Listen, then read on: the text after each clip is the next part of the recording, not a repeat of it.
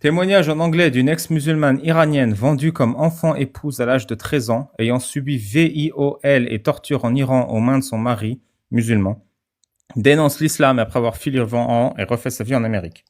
Lucky me, I was born after the revolution, so I was born into the Islamic country.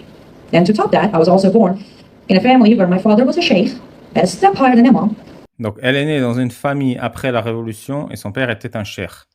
And my mother was a Quran teacher. Et sa mère était une prof de Coran. So I pretty much was raised strictly Muslim. At home, at school, on the streets, everywhere. J'ai été éduqué comme une musulmane, maison, école, partout. When I was getting ready to go to school, at age 7, when they handed me my À 7 ans, j'ai failli aller à l'école. uniform, it had a hijab, a white Et l'uniforme à 7 ans avait un hijab blanc. piece of headscarf. And I asked my mother that I was under the impression that I don't have to wear the hijab until I'm 9 years old. Et j'ai demandé à ma mère, c'est bizarre, normalement on porte pas de hijab jusqu'à 9 ans. And she said, well, yes, that is true, and it is not mandatory for you to wear it yet. But you need to prepare yourself, you need to master, you need to learn how to wear it. So when you get to age 9, you're all good. And you don't have to wear it on the Et sa mère dit oui, c'est vrai, mais c'est pas pour autant que tu dois pas te préparer, que tu dois pas apprendre à le porter, voilà, que tu sois prête quand le jour J arrive. street, but you do have to wear that at school. Okay, put it on. First day of school, my father took me to school. On the way there, the first thing I noticed was that boys are going to school, but they're wearing whatever they want. So I asked my father, Dad, why am I wearing a hijab and they're not? My Et là, elle va à l'école, elle met son hijab, et les autres élèves, ils le mettent pas. answer was a punch to the face. I asked the second question, why are you punching me? He looked me in the eyes Et là, elle s'est fait frapper au visage. Et là, elle demande à son père, mais pourquoi tu me frappes? and said, you'll never question Allah. Et son père, il dit, il ne faut pas questionner les décisions d'Allah. Okay. Fast forward to when I was 9 years old. I got an invitation to take to my parents. I did it from school. I did it, and they said, yay, there's an event coming up, and we gotta go, and it's a ceremony. It's called Requirement Day. And we need to get ready for it. Okay, what do we do? Well, first you need to master your prayer. And you need to master it, you need to learn it in Arabic. Et donc, à 9 ans, ses parents ils disent, on va aller à un événement, c'est le truc voilà, il faut maîtriser sa prière, il faut la maîtriser en arabe.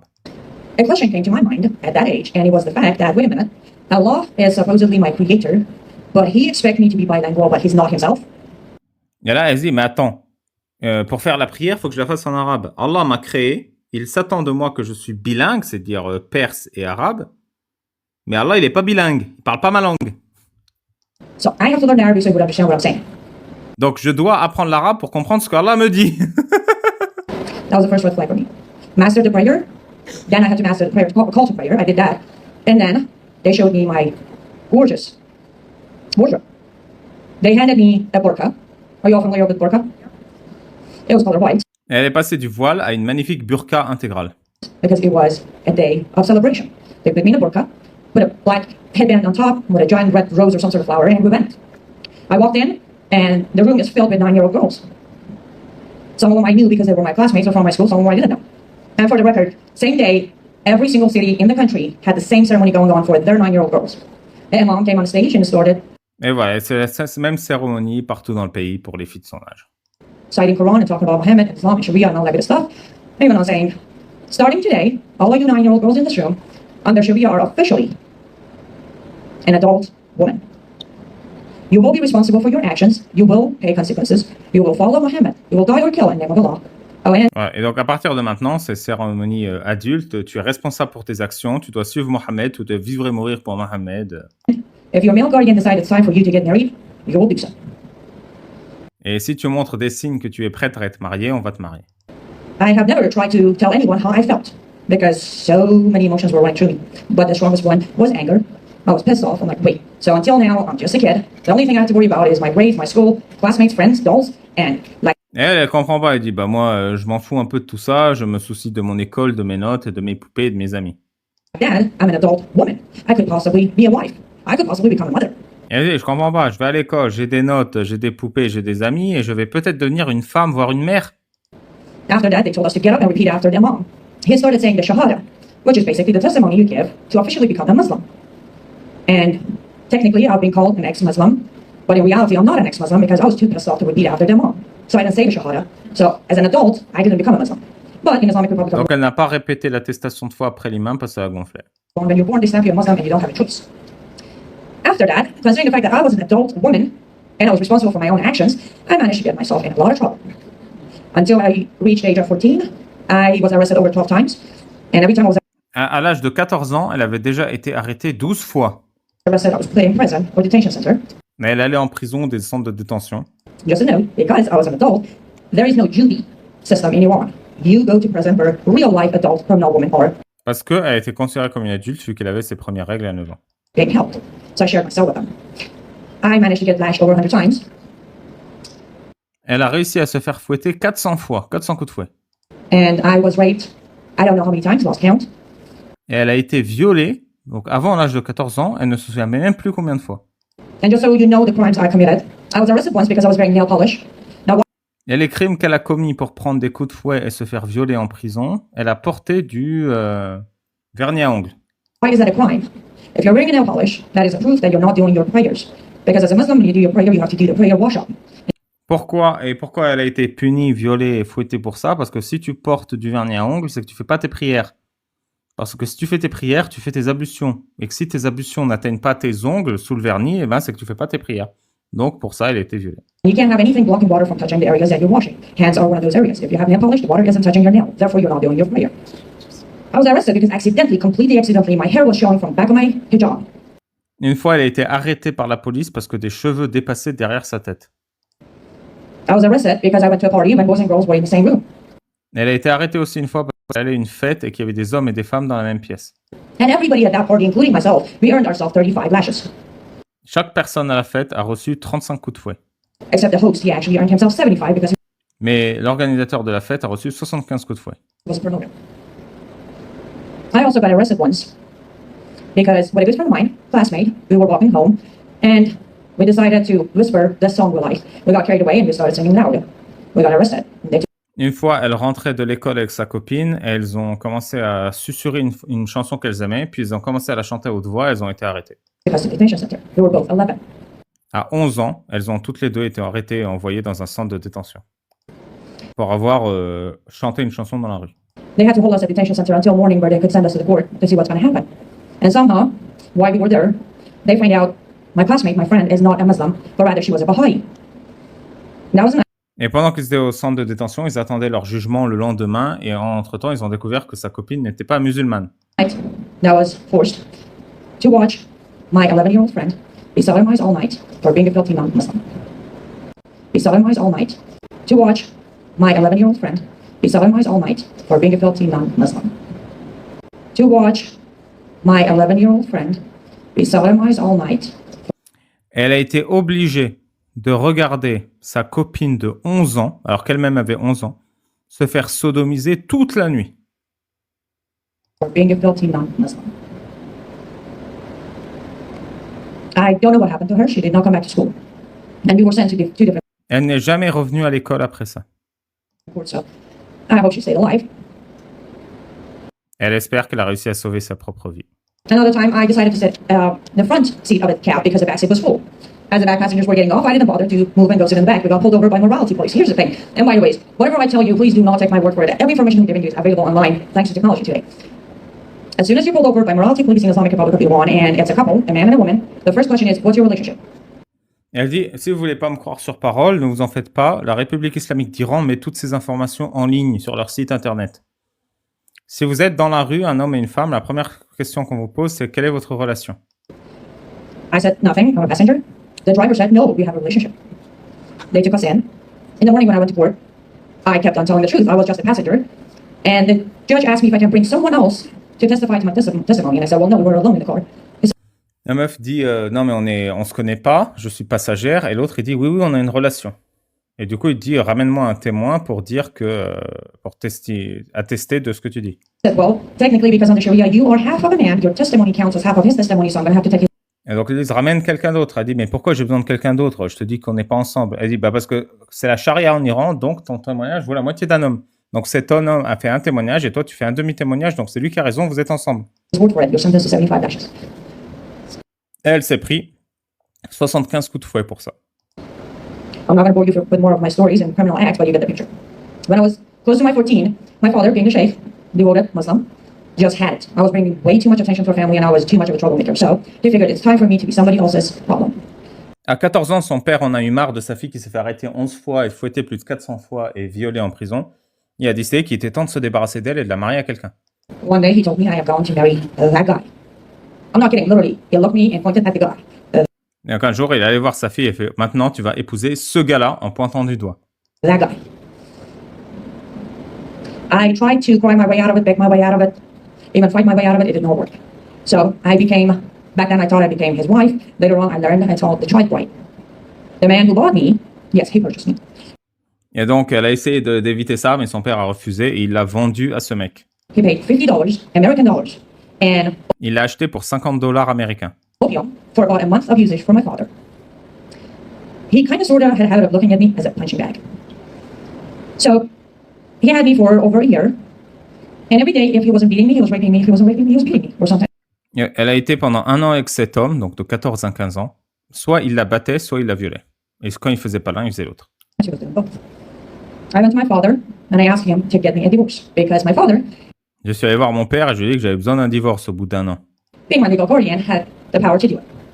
He looked at me and Et son père, qui était un cher, avait le pouvoir de la faire divorcer. said, "Well, I know you. You're not the type to bite your tongue and obey your husband, so he has no choice but to beat you." Et donc, son père lui a dit « Je te connais, tu es indiscipliné, ferme ta gueule pour que ton mari ait le choix de ne pas te battre. He sent me back. » Et il m'a renvoyé à mon mari. A little later, one day when he was done beating me, he left and I figured, wait, if I can somehow get myself to court and go into a courtroom and talk to a judge, looking the way I look right now, he might just feel sorry for me and do something. So let's do it. I walked into a courtroom with a dislocated shoulder, bloody lip, and a bruised face, eye area. And I went to the judge and said, Your Honor, you have got to save me because this man will kill me sooner or later. Donc, elle est allée en tribunal, elle a dit « Cet homme, mon mari va me battre, va me tuer si ça continue en me battant, sauvez-moi. » He was looking down at his papers. Very calmly, he looked up with a smile and said, Well, young lady, maybe if you start obeying your husband, he wouldn't have to beat you. Now, Et donc, le juge a regardé ses papiers, il a regardé la petite, il a regardé elle, qui avait donc 14-15 ans, et il lui a dit « Mais si tu obéissais à ton mari, il n'aurait pas à te battre. go home and make him happy. Donc, rentre à la maison et rends-le heureux. » That was the moment when I realized I'm a hopeless, helpless teenager. That no one in my country, in my home, it was called home for me. No one cares and nobody's going to save me. Et là, elle s'est rendue compte qu'elle était une gamine de 15 ans, seule, et personne dans sa propre patrie, dans son propre pays, ne la sauvera jamais. One way or another, he's going to find a way to kill me. D'une manière ou d'une autre, il trouvera le moyen de me buter, Nobody's going to care. et personne ne s'en souciera, pas même son père. Nobody's going to even know I existed or what happened to me. Personne ne saura qu'elle a existé ou ce qui lui est arrivé à cette meuf.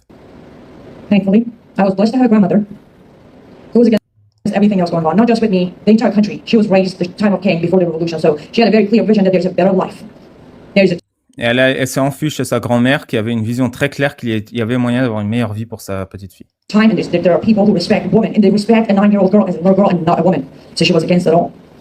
She managed to hire a smuggler to get me out of the country, and I was smuggled to Turkey, where I became illegal Sa grand-mère a réussi à la faire fuir illégalement en Turquie. immigrant under United Nations, went through proper channels, waited close to 3 years until I was legally approved and accepted to America. I came in as a refugee, and I came in to have a better life. I Puis elle a été acceptée en tant que réfugiée en Amérique. came in to enjoy freedom that America offers. And the proudest moment of all of my speeches is when I can inform you, starting 2010, I am officially a very proud American citizen. Et maintenant, elle est une fière citoyenne américaine. Aside the fact that I love saying this because it is really, it makes me feel so good. I think it was the best achievement of my life ever. Aside the fact that it makes me feel good C'est le meilleur accomplissement que j'ai fait de ma vie, c'est de devenir américaine. and it makes me feel proud. I also mention this because I want to make sure that you all know I don't do what I do for paperwork. I don't do what I do to get my citizenship. No, I do what I do because of what I went through. Now, I was Je fais pas ce que je fais pour les papiers, j'ai déjà les papiers. the lucky one. I was blessed. Lucky me. Et moi, j'ai eu de la chance. J'ai été béni et je pense elle est chrétienne. Lucky me, I was born after the revolution, so I was born I went through. Now, I was a lucky one. I was blessed. Ouais, elle commence à dire qu'elle est chrétienne. La chance.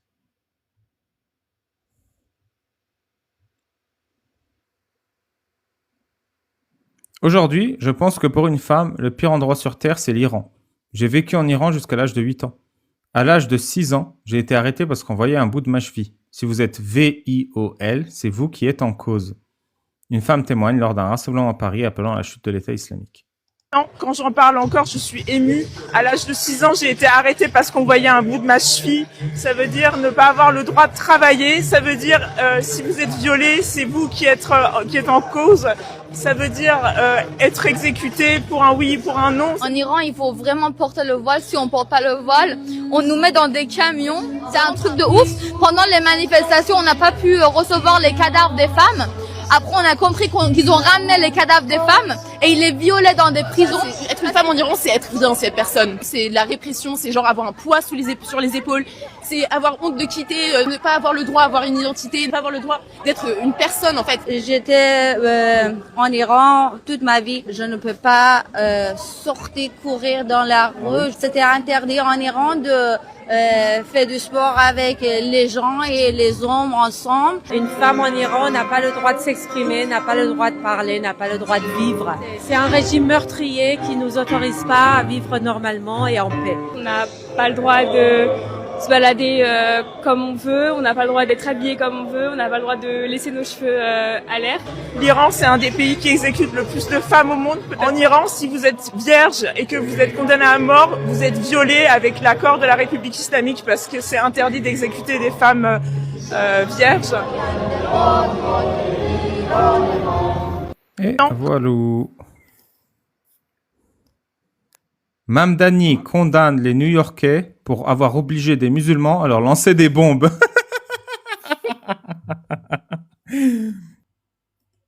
Depuis quelques jours, gauchistes et islamistes accusent Persepolis d'islamophobie. Pourtant, c'est la stricte réalité, comme le montre la vidéo ci-dessous. Une femme corbeau de la police des mœurs, Gashter Ershad, ordonnant à une fillette de cesser de danser car ce serait indécent.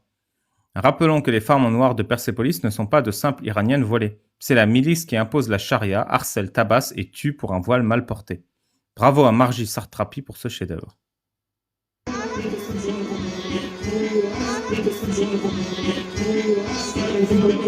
Donc la femme en hijab lui dit ne danse pas.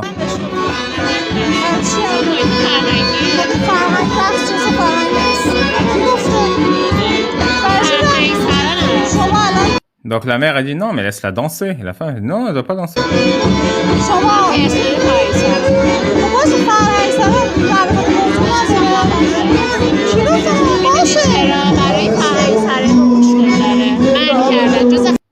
Voilà, danser c'est interdit. Et c'est exactement ça. En fait, le dessin est représentatif de la réalité. La réalité étant islamophobe, nous condamnons toute initiative visant à décrire la réalité. Insoumis toujours, c'est un conte parodique, hein, pour ceux qui ne comprennent pas. Ah, elle appelle les renforts directs, hein, c'est la camionnette directe. C'est la camionnette directe. Ah, on a un autre truc sur l'Iran.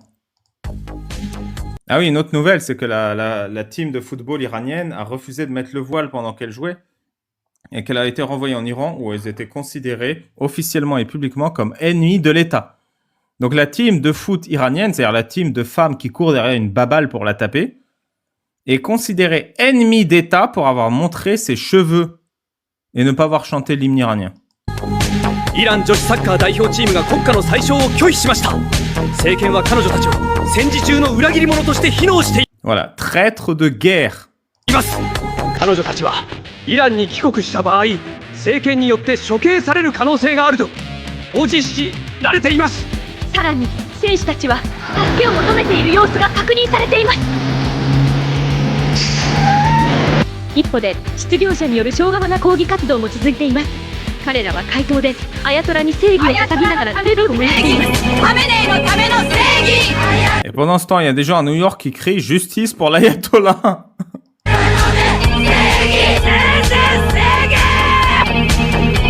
Je te jure.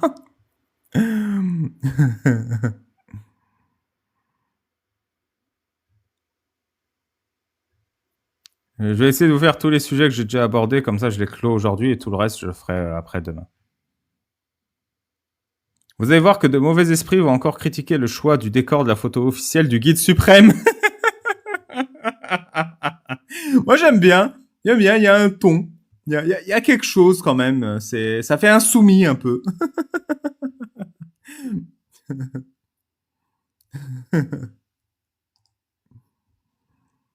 Ah, il y a Shikiru aussi, il y a un truc là que j'ai raté.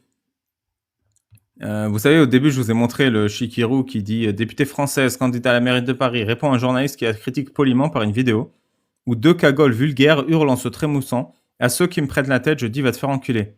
Cela dit tout d'elle, je crois.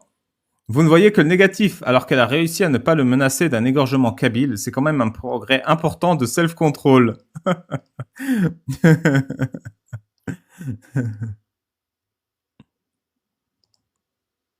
Hier, journée de droits des femmes. J'ai vu des femmes militer pour le port du voile. J'ai vu des femmes de gauche insulter toutes celles qui ne l'étaient pas. J'ai vu des femmes se battre pour interdire l'accès à d'autres femmes, juives, elles, de se joindre à la manifestation.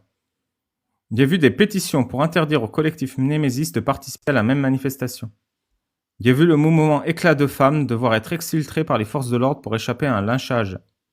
J'ai vu une députée se déshonorer avec un tag ridicule et vulgaire de cours d'école, ce truc avec la pisse là. J'ai vu des slogans ignobles et sans rapport avec le droit des femmes. J'ai vu des femmes topless faire des saluts nazis pour Trump, Meloni et Poutine.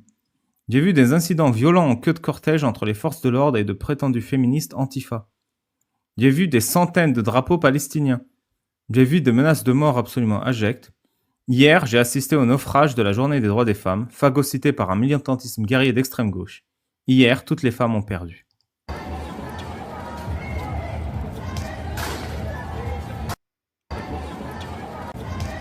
Pourquoi ils lancent des trucs par terre?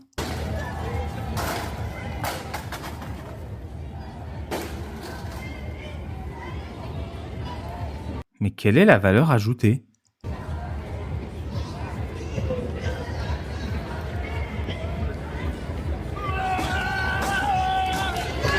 Eh ben, le droit des femmes, ça vole haut, hein. Ah, je vous le remets.